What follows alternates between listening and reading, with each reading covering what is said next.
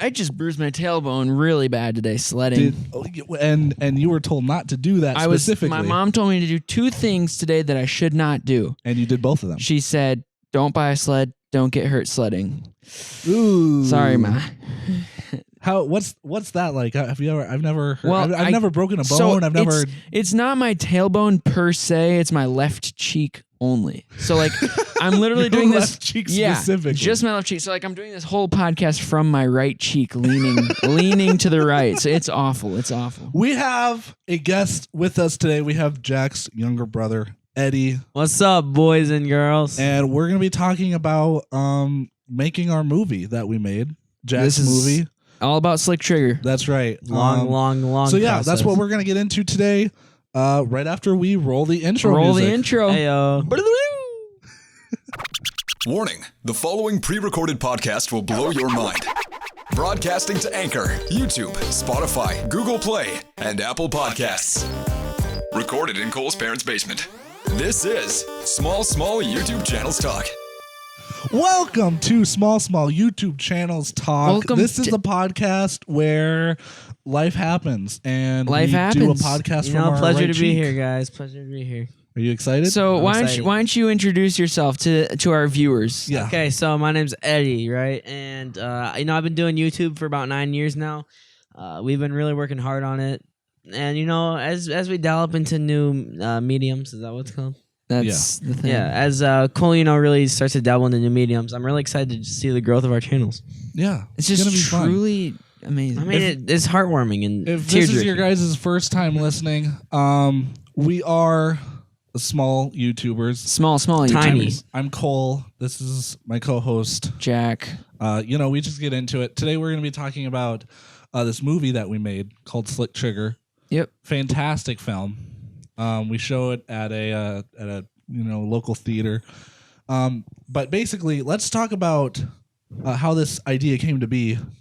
You two came up with the original idea for Slick Trigger. Right. So here's how the origin story went. So it was 2015, and we were 14 years old. You're both down on our luck, Down on our luck. We wanted to start a new series on YouTube just for fun, Right. And so we made a 10-episode series that we released every single week. Was this 2014 or 2015? 2015. 2015. And 2014? Wait. No, it was 2014, 15. I thought. And it was 15 because I was 14. Yeah.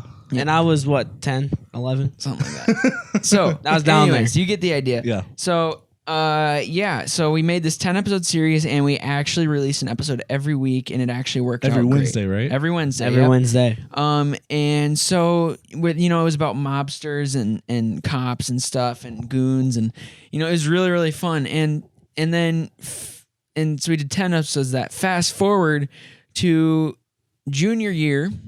I was a junior, and I was sitting in class one day, and I thought, you know what? I'm going to make a full-length movie. Let's redo it. I don't really know how, but I want to do it. Sure. Instantly thought of Slick Trigger. I was like, we had always talked about remaking Right. it And modern. there was always like an idea there too of like Right. things we could add, a prequel story. I Exactly. tried to adapt a prequel twice. Exactly. Twice. We knew that we wanted to go somewhere with it. Right. So we just decided. I was like, you know what? Let's do a movie, full-length movie. So in science class, in chemistry, it was the worst class I ever took. In chemistry, I just started grinding I out. hated that class. By Oh, the it was way. awful. I almost failed it. No, it's awful. Tangent. I almost failed that class. Last day of school, I had an F, and Mr. Arisman, bless his heart, I hated that class, but bless his heart, he let me retake like 2 things, and it bumped my grade just enough to get a D, a passing grade. That's clutch. He's a great guy. He's a cool guy. Even if the subject was hard as Right. hell to teach. Yeah. So it's the class. We just Yeah. don't like it. So anyways, yeah. So that's why I was very motivated to write the whole thing and just probably crank the whole script out in a month. And by the time Eddie, were you involved in the writing process? It was a low key sort of thing, Jack would always bring me when he's added a new scene, and we'd talk it over. I'd kind of help him out, come with some new ideas maybe, but it definitely was mostly him. I'll give him that. Okay. it was just because I had a lot of ideas in my head of things that we had but wanted. you went to him for feedback and stuff, I right? come to him and to you, I try to assemble the team because I don't want, it's always good to bounce ideas. You know? And so then it was time to assemble the crew, right? Right. And it was the summer between junior and senior year. And we were like, you know what, we're going to make the movie. It just so happens that we needed to do a senior project. I'm like, okay, well, we'll just make this our senior project then. Perfect. Yeah, perfect. Lined up perfectly. Easy. Lined up perfectly. And you kind of one-upped me in that sense because the year prior, when I did my senior project, I did a suicide awareness thing, which was rushed. I started in that bad boy. Yeah. Yep. You two both helped me with it, but it was kind of trash. It wasn't trash. It just, well, you had to make do with what I mean, you like, had. looking back, like, a lot of people really did, like, enjoy it, and that's great, but, like, it wasn't up to my standards, because I did rush it. Right. But no, yeah, I was definitely glad that you did that because I was like, so, if anyone's gonna top me, it's gonna be Jack, and I'm glad that it was, and I was glad that I got to help. Well, yeah. know? So, like, Cole was there every single day of filming. As was Cole and Ed. Yep. Yep. We worked hard. Every single day of filming, and we filmed this for about 8. Remember, this is just an overview. We're just doing the quick overview so you guys know what we're talking about for the rest of the podcast. Right. And then, so we filmed for about 8 months, edited for the other 2, and put it out in theaters this year, 2019, in April. Yep. Did 3 showings in a local theater, sold over 600 tickets. Wow. And I still can't believe that we did that. This year's been crazy. It's been a wild year. And so that was our movie, Slick Trigger. Right. And you guys are listening to this after Christmas, the documentary, the original interview with Jack, and the commentary track all came out on Christmas. We hope you guys enjoyed that. We haven't recorded actually the commentary track yet, but by the time that this is out, it will be out. It will be out. Yeah. So Edward, since I did interview you for the documentary, though I didn't really use any of your footage. This is definitely a better opportunity to talk about some of that stuff. Dusty, go away. What was it like, basically, because you were basically there as much as I was. Sure. What was kind of like the feeling? Because you were definitely closer to Jack throughout the entire production, living with him. What was that like? Well, first off, this is gonna sound very Joker-esque, but I definitely got to see the deterioration of Jack. Wow. As we worked harder and harder, and I feel like there were some days where it felt like it was never gonna be done. Yeah. Like there was no way we're gonna finish this, but. We pulled it all together, but every single day on set, it was a lot of laughs, and sure, it was a lot of fun, but it was also a lot of stress and a lot of getting yelled at, a lot of being mad at people, a lot of needless drama. There's a lot of bad things about it, but there's a lot of good things about it too. Yeah, I mean, you're not wrong. I guess because I mean the documentary was originally supposed to be about catching Jack deteriorating, right. and he didn't show that to me. Do you think if you would have, like, you haven't seen the documentary yet? We're recording this on Monday, the Monday before Christmas, and he's gonna actually watch it tomorrow. But basically, I didn't really catch any of that. Do you think if you would have if you would have filmed the documentary, a little bit more intimate, the everyday, do you think you would have got the stress more? Well, the boy always hides his emotions, around people. So I think except for me, when we're home alone, now I definitely gonna see the black Spider-Man side of Jack. But The black suit. the black, because I'm saying that because in Spider-Man 3, Sure, he turns into black suit Of Spider-Man. course, we've all seen Spider-Man 3. Great movie, by the way. Fantastic. Anyways, it's all right.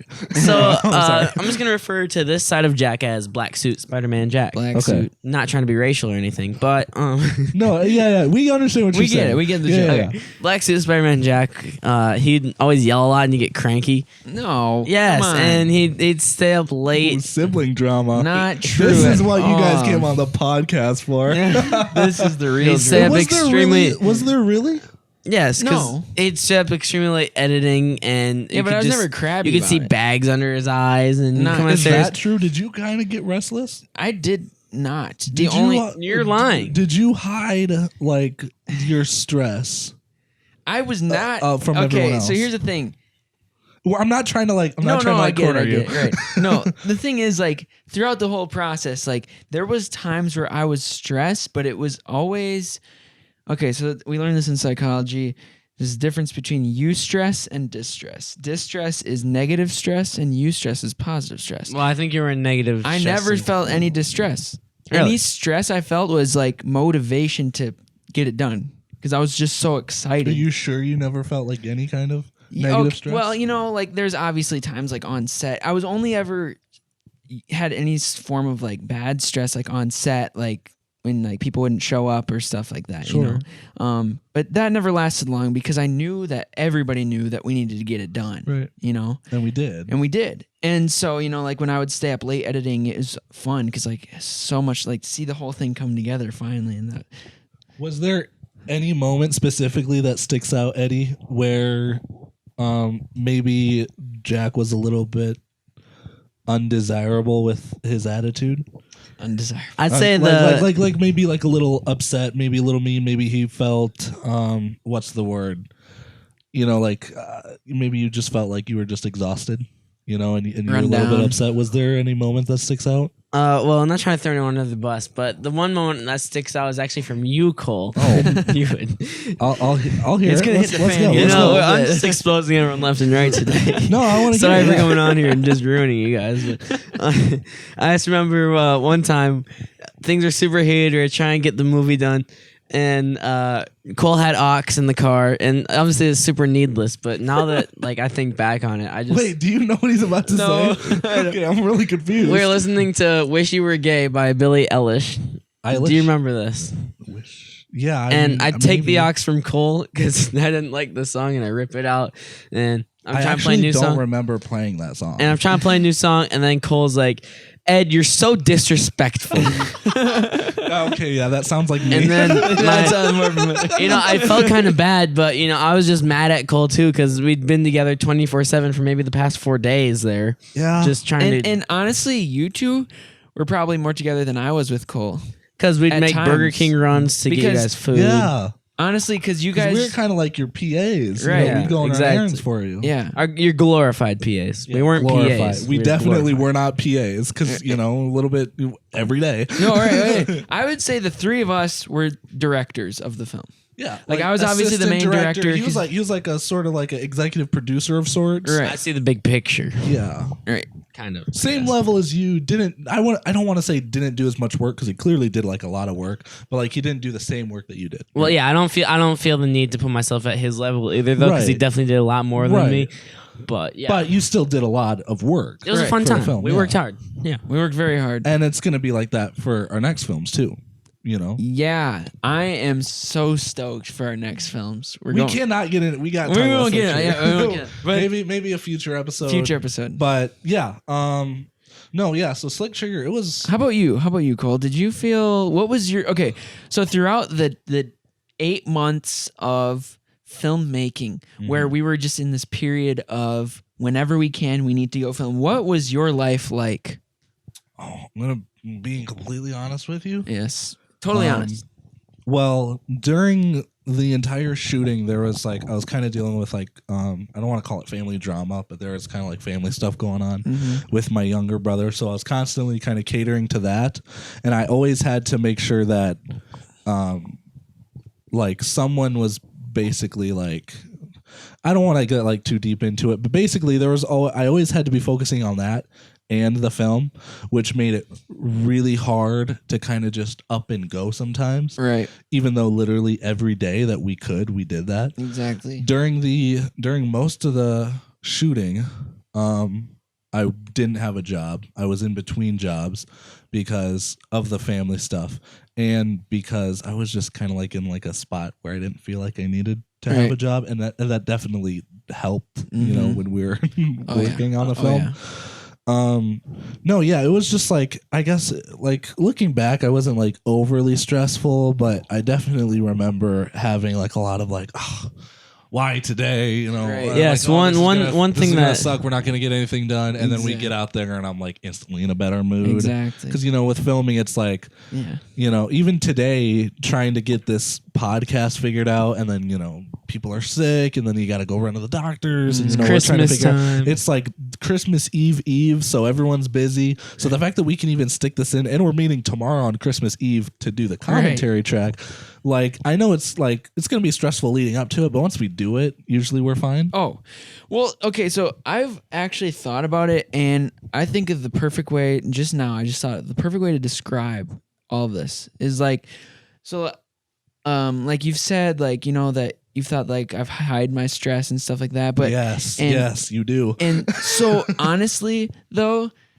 for me, and I'm guessing honestly for you too, because of what you just described this like, is for me personally, the movie was like an outlet of fun. Oh yeah, because for like sure. for me, like, because I was in the middle of school and basketball and my senior project, and honestly, all of my stress was channeled into basketball. Would you say the same, or was it something else, Ed?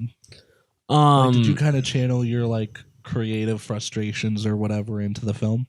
Yeah, definitely. I mean, it's definitely one of the main things I loved about filming was you gotta take your mind off everything, all the crummy stuff in the world, and you just get focused on the fun parts of filming, and even the stresses of filming are sometimes better than the crap in the real world. So That's so true. agree. it was Because just it's a like- great escape. It's honestly like, because like sometimes I wouldn't be doing too hot in basketball, and like school's got a lot of homework, and it's Yeah. like, well, at least I can go out and film and have Yeah. a fun day. And of no one can filming. tell you what you need to do for that. Exactly. That's all on Filming is our thing. This is our thing that we get to do, and so that's why I wasn't really stressed, is because it was like that's like my fun time. Yeah. You know what I mean? I get it. It didn't seem like even a if job. it's like it's for normal people that might be like a stressful thing because it's not like what they're used to. But Right. that's our bread and butter. Right. And like for you, when you said that sometimes the hassle of like before you get there, and then you get there and you realize, oh, like this is Like great. we're gonna be fine. Right. Yeah. This is what we love to do. Yeah, I talked about that in the documentary. A lot of my stress was leading up to filming. Right. And even sometimes on set, but even on set, it was like a lot less than One of the normal. one of the most stressful days I remember, just for a sequence of time. It was actually kind of funny. It's no one's fault really,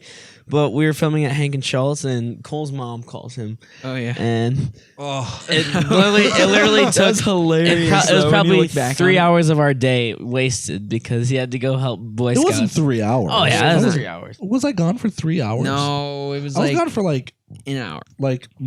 4 hours. half hour at least. Quit going up with the hour. yeah. We Honestly, was not I mean, gone for I'd push 3 5 hours. if I was feeling it, but No, yeah. I mean, yeah, because I knew that day that I was gonna have to do that, and I was like on the hook because basically, it was this venturing thing, and my sister was trying to get president, and my mom was like, "You need to go, so then you can vote, so then she can get president." Did she and get I was president, like, by the way? I was like, she did. I was Let's like, go. I was like, yeah, but okay, well, try to find someone else to show up and get that vote because I'm gonna be really busy filming a really important scene today. And she's like, okay, yeah. And since I didn't drive, it was basically gonna be like, well, if I do end up having to go, I'm gonna have to get someone to give me a ride. And Connor was the one who ended up having to give me a ride. so that took So two then very in important the- people out. Yeah, in the middle of filming, and we had we hadn't even started shooting yet. We were like ready We to just shoot. set it all We up, were right? literally there, Yeah. ready to shoot. Yeah. But that's like that's like an example, but that happened all the time, and it wasn't like just with you. Like that was with everyone. Like that would happen with me. Like I would like, oh, let's go film today. Throwing a basketball camp. It's like, come on, no. Yeah, right. Or like somebody else. Like, and so you really do have to adapt to what we got. Yeah, like something would Because- come up and we'd be like, oh, can we start early or can Exactly. we do it after? And dealing with everybody's schedules, I'm surprised that Right. you It's know, tough when it's not your job and it's your hobby because you got to Definitely. coordinate it with everyone else. Yeah, Scheduling, man, it Ugh. sucks. awful. Ugh. And Ugh. what was there a stressful moment on set for you that sticks out other than the one that you already said? Like there's this one alley scene that we had to film, Oh, and no. it sucked ballhole because it was so cold outside That the was whole time. That yeah. And we didn't even like, talk about we'd that in the run doc. I'm outside- surprised. We'd run outside and we'd film like a 5-second scene, then we'd run back to the car for 2 hours just to warm our It balls was the again. opening scene, and we'll talk about this in commentary tomorrow. But Yeah, it was honestly that was probably my least favorite day. Like it was a really fun crew that we had. right, yeah. yeah, but we And- didn't even get to talk to the crew because there's Well, one crew in one car, one or the other. Before it even started, my car got stalled. That was the day Cole. Yeah. So that day was a disaster, and so it was like the opening scene, like big scene. And I feel like the scene didn't even turn out like it could have No. because of that. I mean, No, it- literally, it's it was- fine. It's fine, it was but a it's fine not what we could have scene. done best. It was literally cold enough outside to the point where we could not be outside more than 2 minutes. Yeah, otherwise you'd get frostbite. Right. And it was like awful. It was like And negative. it sucked for you because you literally had to basically have no gloves on to operate that camera. You're right. I had to operate the camera, and it was just It's cancer. It was yeah, cancer.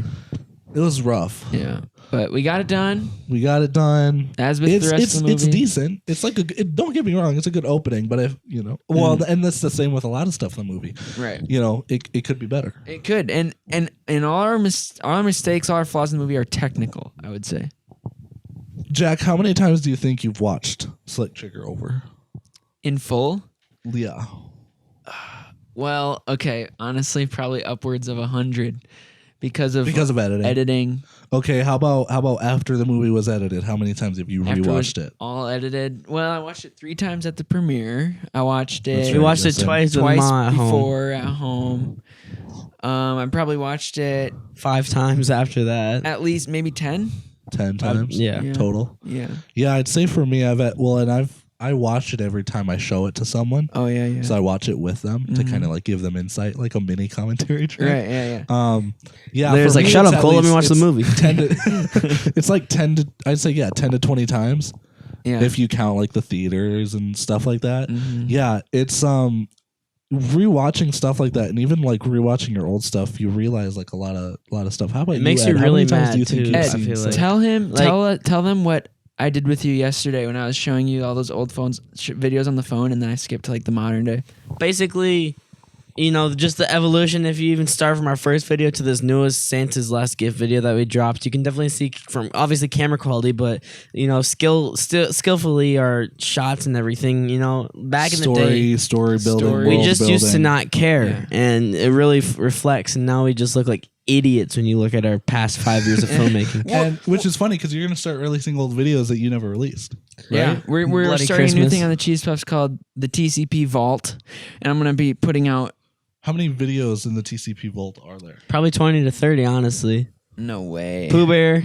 I know for sure 5 to start. 5 at least. to start. Yeah. So how about you? When you look at your old videos, is it because there's a level of experience, or do you care more? Like when you get older and like you're putting more effort into it, or what's what's that? I could see both being in the don't- mixing pot. Yeah. I don't think that I care. I don't want to say I care less or I cared less or I cared more. It's more of like, it's like the skill definitely has changed, and the direction of what I wanted to do has changed, because for me, it's like my old YouTube videos were like standard YouTube stuff, Right. reacting to stuff or subscriber specials or stuff like that. And like very rarely would I do like narrative kind of stuff. I guess the video that really shows most of my growth would be if you watched the We're in BNN video. Yeah. Because that was one that I kind of made by myself. I didn't really have like a team of people, or even School of Anarchy. Let's say School of Anarchy. Right. That was probably the peak of like my early stuff, and it's good It's really for good. what it It's was. really good. But compared to now, like I could top it in Oh. 15 minutes. yeah. Because I learned about composition and storytelling Exactly. and not ripping other people's story off. Yeah. Breaking Granted, Bad. you can't, like working in what we do now, there isn't really ever an original story. You're stealing from everything and making an original story from a bunch of stuff that you stole. Right. But that's what everyone does. Well, like if I had to choose some things that we did rip off Slick Trigger from, I'd definitely say Batman Arkham video games is one of them. that's huge. Dark Knight is one of them. Huge. And like Mission Impossible, some of that stuff. I wouldn't say that's huge, but I mean, we definitely got a lot of the ideas for Frankie's character That's off of for Ethan sure. Hunt. That's for sure. Yeah, and my Demons movie is basically just a darker version of The Dark Knight. Yeah. Because it's structured very similarly. It's just such a perfect movie. The And, Dark Knight is. It's going just back to- honestly- Going back to School of Anarchy, I mean, you can definitely see the Breaking Bad in it, I just started, that was when I like just started watching Breaking Bad. Mhm. And I was like, I like this. I want to do like a nice spin on it that would kind of make sense, and it works really well because we are playing our ages, and that's a problem that we have with a lot of our films. Right, and it's about homework, which was actually a very smart route to take. Because we've got such big roles planned, but we're just not old enough to play them yet. Basically. That's that's most of our problem. Right. But we're just, I don't know, it's so much fun. It is so much just fun. The life of a filmmaker. But it's unfortunate that an 18-year-old can't play like a convincing like drug lord kingpin. Yeah, it's really hard to pull that off. But I guess when it comes down to it, we just don't care as much. But for these new films, we're kind of trying to fix that. I'm just a little scared that our quality is going to go up in some places, and we're going to be sitting here like, well, okay, everything is perfect except for the fact that we're playing 30-year-olds, and then that's going to make it seem super unbalanced, you know? And hopefully my film isn't like that because, it's like we're playing our ages. Right. Your film, people are a little bit older. Yeah, I mean, ideally we'd be 25, 26, but... Yeah, at least. I mean, it's not as bad as Slick Trigger. We had 18-year-old Ron playing a 60-year-old man, Said to be grandpa. Granted, he has kind of like if you've met the guy, he does kind of have like an old soul kind of thing. He's a fatherly boy. He's a wise boy. He's a fatherly boy. Going back to that scene said with Ron, Cole, what do you think that scene really entails when Ron disappears? The deeper meaning. The deeper meaning of it? Yes. Well, the better question, I guess, would be to Jack, what was it supposed to mean? Well, okay, so that's not Frankie. They're referring to the rooftop scene. Yeah. And everybody thinks Ron is supposed to be my dad because he says son a lot, but he was supposed to be just like a rooftop worker. And so Frankie's standing there, and he comes up and consoles him, and that's what really gives the message of the movie. Mm-hmm. And then you kind of see the whole thing when you rewatch it back. You can see all the analogies and stuff. Mm. But so then I just realized this when we were watching the documentary the other day. He taps Frankie on the shoulder and he says, "Things will turn around." They always do. And then he turns around. And then Frankie turns around and Carl's gone. And so it's like... You didn't even plan that. Didn't even plan it. You're the guy who made the freaking film. Exactly. And so it just... I don't know. I guess from like an outside perspective, like, I like that movies like that can be basically like interpreted anyway. Right. Even if like the way it's not supposed to be interpreted. Which is the beauty of it. I think it's supposed to be like... In some ways, I feel like Frankie didn't even experience that. Like, it's just like he was just standing there and he was having a conversation with himself, and this kind of projection of like something like, because he has this moral compass that's very, very straight, and then basically it was tested by Robbie churning, and that's when his that's when he started was like, oh well. Is that wrong? Is that right? Like, why is this happening? I thought he was a good guy. I thought I knew him, and I feel like that's just a projection of him, like having a conversation with himself. Because you can't put someone having a conversation with himself on film. It just doesn't work, or it's really hard to do. Yeah, correct. So I feel like that's basically what that was. Well, and I feel like one of Frankie's deepest character flaws is the ability to trust. Definitely, yeah. Wow, Ed, spin some. His moral compass really does lead to trusting people too much, and I can definitely agree. He with has that. a hard time with trust. Either he trusts them too much, or he has a hard time trusting them. If Frankie has any faults, it's definitely the fact that he puts too much hope in people that can't pull through for him. Yeah, he's not cautious enough with his hope. He's too hopeful. So I guess in a way, just like Jack, right? He's not as perfect as you thought he was. Everyone still does have flaws. Everyone has flaws, but he still learns from that. And that can be an interpretation. That's right. Ed, how do you interpretate the rooftop scene? Since I just want to hear some interpretations here. Okay, well, think about it as like a rap freestyle, correct? Like, what?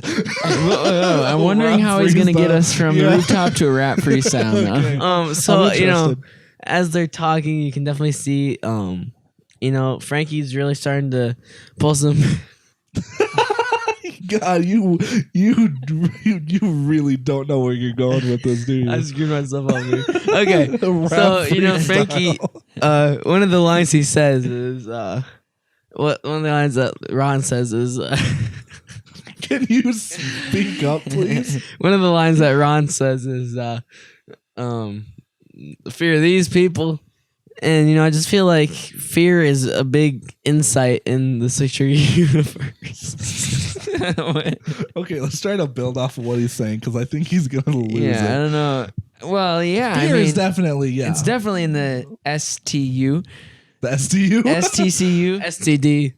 That is not appropriate for a family. No, it stands for STDU, the trigger dominant universe, because fear dominates the universe. Okay. This is going Okay, off all the right. rails. We're gonna take an ad break. That's really a good quick. idea. We will be back on Small YouTube channel stock after this ad. Peace. Hey Jack, Yes, Cole James Anderson. have you ever wanted to make a podcast? I've always wanted to make a podcast before. Wow, that's great. Because if you haven't heard, Anchor is the easiest way to make a podcast. Really? Let me explain. Tell me more, please. It's free, Wow. the best option. If it's free, it's gonna be lit. I'm a broke college kid. I don't got money. There's there's creation tools that allow you to re-record and edit your podcast right from your phone or computer. Sick. Anchor will distribute your podcast for you so it can be heard on Spotify, Apple Podcasts, and many more. Not to mention, you can make money from your podcast with no minimum listenership. That means start off 0 listeners and you can already get ads. Wow. Isn't that crazy? That is probably the best news I've heard all day. Dude, it's everything you need in a podcast to make a podcast all in one. So guys, if you want to make a podcast, download the free Anchor app or go to anchor.fm to get started. That's ANCHOR.fm to get started. Wow. I'm going to go make me a podcast right now. So we're back, small YouTube channel talks, and we're gonna do some hot takes with. We're going to do a hot take because, we talked about the film. So why don't you explain to everyone what a hot take is? Because What is partially said 'cause hot I take? don't really know what it is either. These are going to be, basically we're just going to have a conversation about unpopular opinions, hot takes, basically. Like people's opinions, and then we'll give our opinions on them. We'll build off of that conversation. Sure. So today, I'm just going to pick one of these. Let's go with this is fitting. Christopher Russin from the Cinema Boys. They live in Pennsylvania. Okay. I've been talking to them. They're listening to this podcast. Hopefully, What's up, They're Chris? very similar to us. They're the same age as us. Just recently started talking to them. Christopher Russin asked, "What made you want to get into filmmaking?" Ooh. I guess it's not really an opinion. It's more like a question. Right. But granted. Should we ask our guest first here? Yeah, sure. Well, I think we were trying to have a goof, have a laugh, and we created this dumb little 3-part series called not 2 ways. What's that called, Jack? 2 ways is the very first thing we did. Yeah, 2 ways. And it was like a Lego. We were playing with Lego blocks, and it was really easy to make because we had a little camcorder.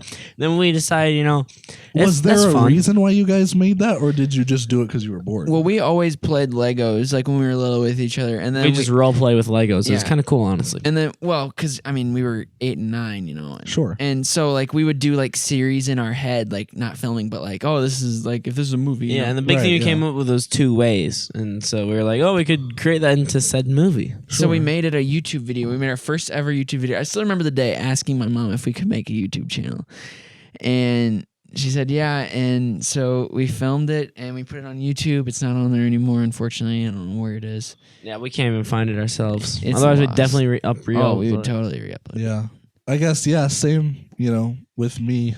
I guess, well, not into the, and I'll answer this question, but I regret deleting my old videos and not just privating them Yeah, because there's so much stuff that I had on my channel for sure. and I just deleted it instead of keeping For it sure. private, because Yeah. then I could look back on it. Right.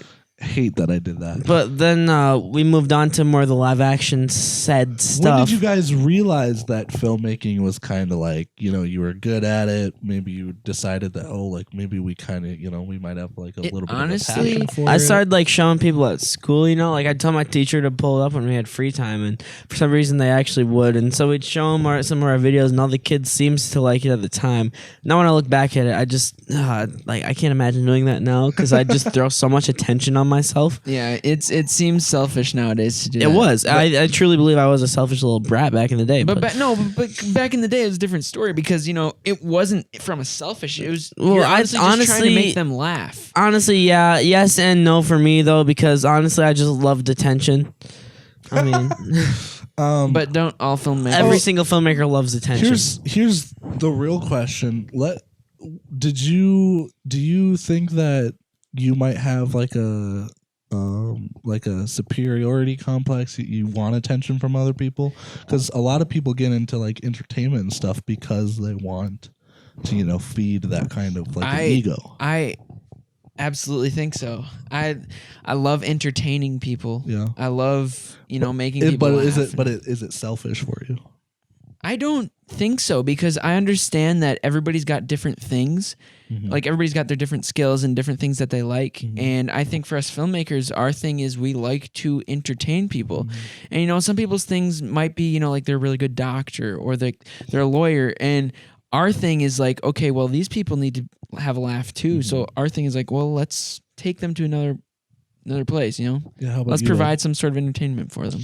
Like I feel like the hints of selfishness come in when you start to fall in the trap of quantity over quality, because like what I mean by that is you start focusing on just trying to get views and trying to get looks instead of actually doing what you love, and that is said filmmaking. Right. And you cannot be creating true filmmaking when you're doing quantity over quality. Sure. So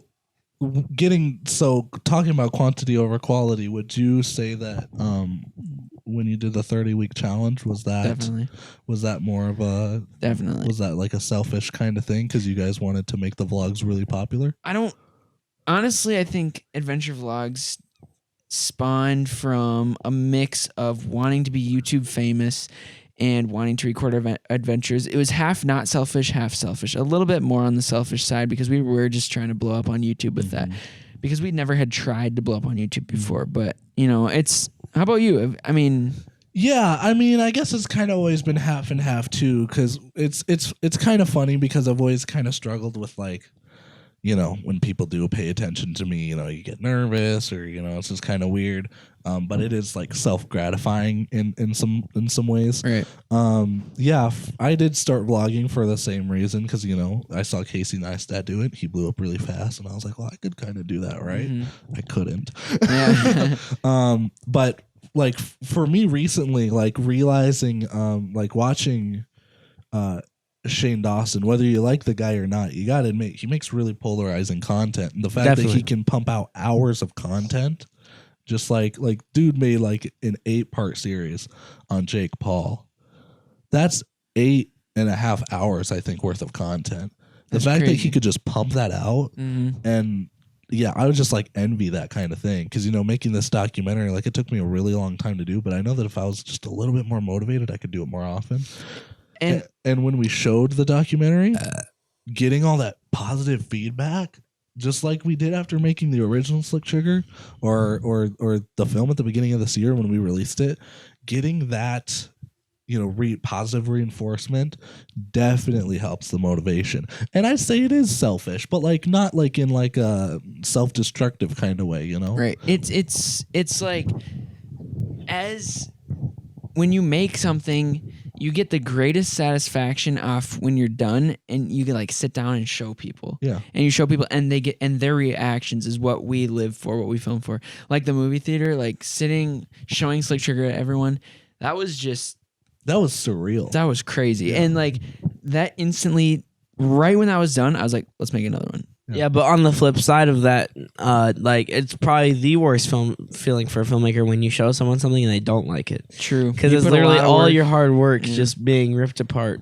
AKA the drama with Late Night Boomin'. But the thing about that is like the strive for attention then really becomes greater because you want to one up yourself and show the said person that you showed that you can do better. But I think that's where the best videos come out of. When you Exactly. don't do well, and then you're like, let's go back to where we started, and then you do something great. Yeah, and another thing I want to touch on, just because we're all here, is I feel like we, statistically wise, we took kind of a failure when we made Gorilla. But all three of us thought that was some of our best That was content. a passion project, and that was fun. That was like, I do not care the feedback on that because I really enjoyed that. Yeah, that's rough because Gorilla was definitely one of those projects that it was like, it was one quality wise better than Slick Trigger. Yeah. I would agree. Just from like the way that it's shot and stuff. How quickly we did do it for quality It was wise. a lot Efficient. It was efficient. Granted, we did it during the summer. Unfortunately, we didn't promote it as much. It wasn't like as big a deal as Slick Trigger was. And I think it hurt us that we were out of school at that point. Definitely, Because when you're in school, you got so many people to show, and that's where a lot of our You got a lot of people to tell as popularity well. came from. right. Like that's where we got a lot of attention for stuff. It's easy to advertise in Since school. you're still in school, Ed, have you thought about? I guess here's a question I've never asked you. Have you ever thought about starting your own YouTube channel, doing stuff like that? No, because Are you just happy with the position that you're in? I'm helping very everybody? happy with the position I am because I just feel like my best work comes from working with Jack and stuff. And like Sure. obviously if I did make my own YouTube channel, it would just be a lot more stress on me solely to come out with content and stuff. And I just feel like it wouldn't be as good. Whereas me and Jack's YouTube channels is I have someone to lean on when I don't have ideas. He can lean on me when he doesn't have ideas. And I think a duo is a lot easier than just a solo channel for sophomore in high school. Yeah, I guess that's kind of like the benefit of us three working together and having Ron and stuff. Right. Because then we can basically lean on each other for stuff. Because when I wasn't basically the entire shooting of Slick Trigger, I wasn't working on anything, and that benefited you, Because we put everything into that. right? And the fact that we did that, And if made it better. so like if you would have been working on something and I didn't have you guys to lean on, like it couldn't have been done. right, And so like none of us, it helps all of us to help each other, Oh my goodness, this has been a wild podcast. Yeah, what is going on? I feel like I'm slowly getting cancer. Just so you guys are aware too, we're this is a very janky setup. We're recording Ed on a separate computer, and then we're recording me and Jack on a different computer. That's right. Said computer. Super janky because I bought this mixer that was supposed to be 3 channels so we could go record all 3 people at once. Then again, we No. are guerrilla filmmakers. You find a way. Yeah, we found a way. You find a way. So, one thing I do want to talk about right now. Sure.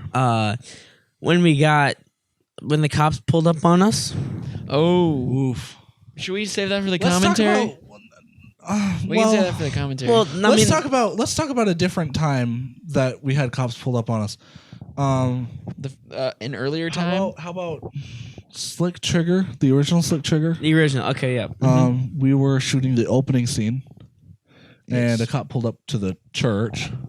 Dude, no. Granted, they didn't directly talk to us, but they did go to the pastor because someone saw us Really? outside with the guns. I don't recall that. You do? You don't? Do you recall that, Ed? I recall the other time with Slick Trigger when we were filming in like the lot with Ron and he was tied up and I was like, "Give me the cane."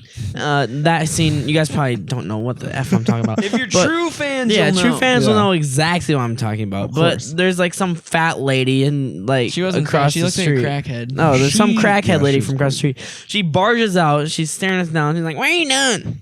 Yeah, I'm gonna call the cops. And we were kind of just like, okay. Yeah, It was it's like, like, come at that point, we had told the cops about it too, that we were shooting. Yeah. right? Well, after Yeah. that, I remember going to the police station and talking to the cops. And they're like, "All right, it's fine, guys." No, yeah, the cops and T just know us. cops by in T now. are a lot cooler than other police stations that Right, because at they. least I mean, the they were Sioux in our Falls police stuff. Station, yeah. And Jack got threatened. Jack was threatened that he almost got shot by a cop. So I All mean, of that's us fun. did.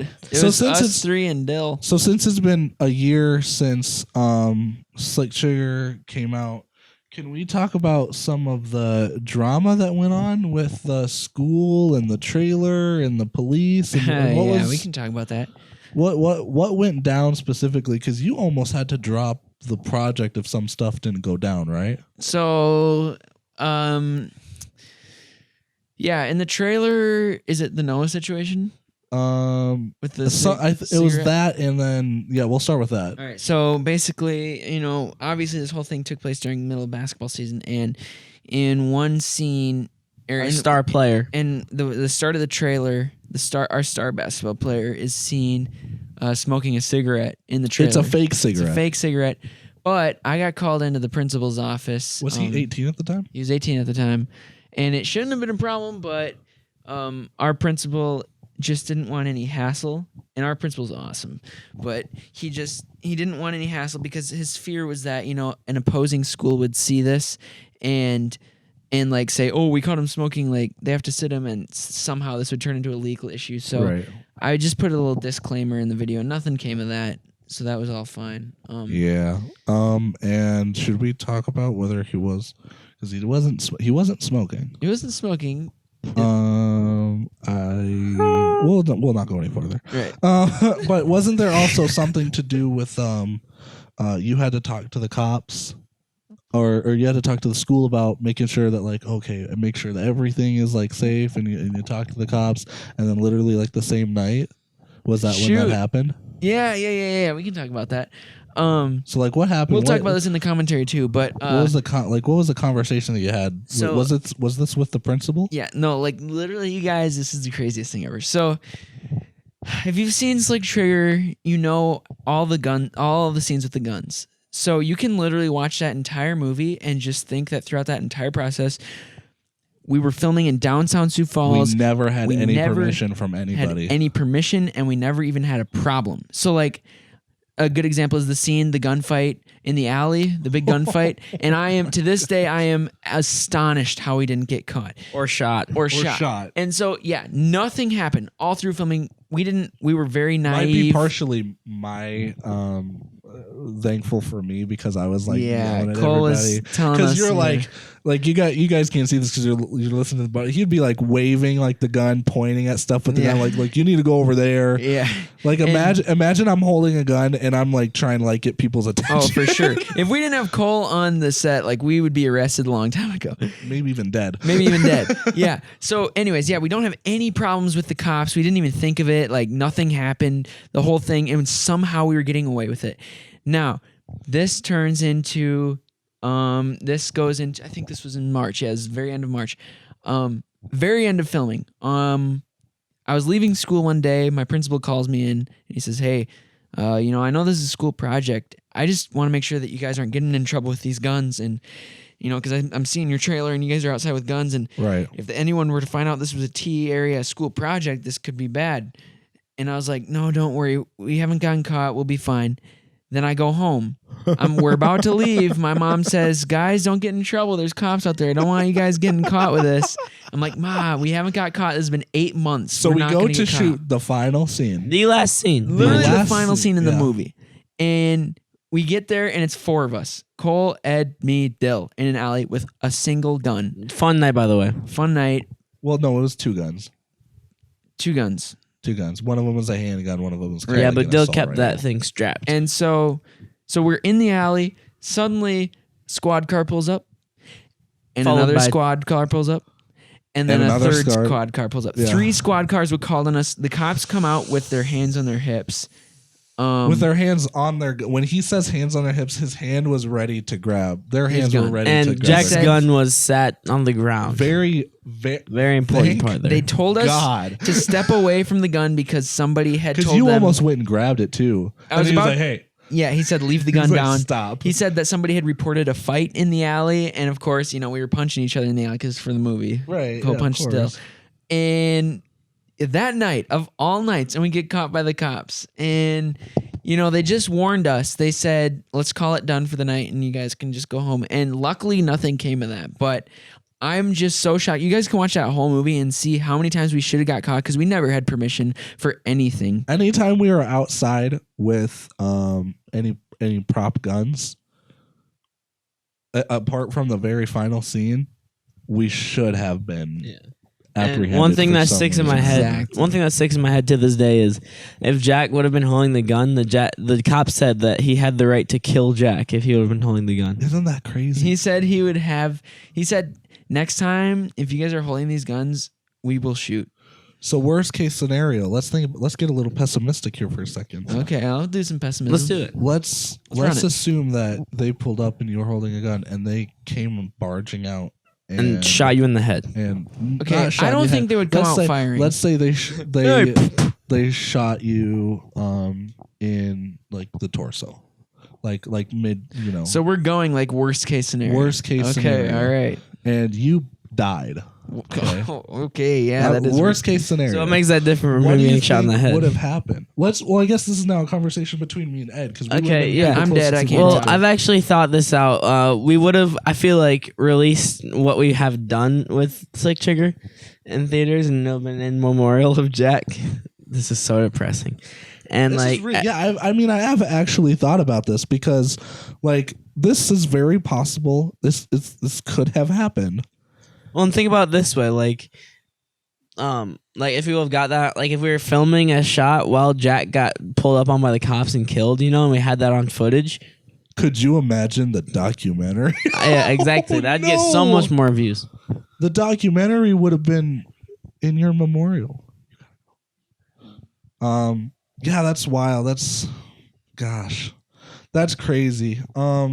But we didn't, and it was a success, and And somehow we're cocaine still on my alive. Drano. If you guys are listening to this right now, please, if you have not checked out the documentary and the interview that we did with Jack and the commentary on Slick Trigger, And please Slick check Trigger. it out. It came out on Christmas Day. Thank you guys so much for listening to the podcast. Thanks for having me. Small Jack YouTube and Ed channels. have somewhere to be, so we're gonna cut this short. Hopefully, it's not too short of a podcast. But if you haven't seen those things yet, you got a lot more content to watch with us. That's right. Thank you guys so much for listening. Thank you to Anchor for sponsoring this podcast. Thank you to Ed for being our guest. Yeah, thanks I for look having me, forward guys. To, You I know, look it was forward a to great having time. you on again. Sure, This is definitely. fun. I won't go on any tangents about the Slick Trigger danger universe. No.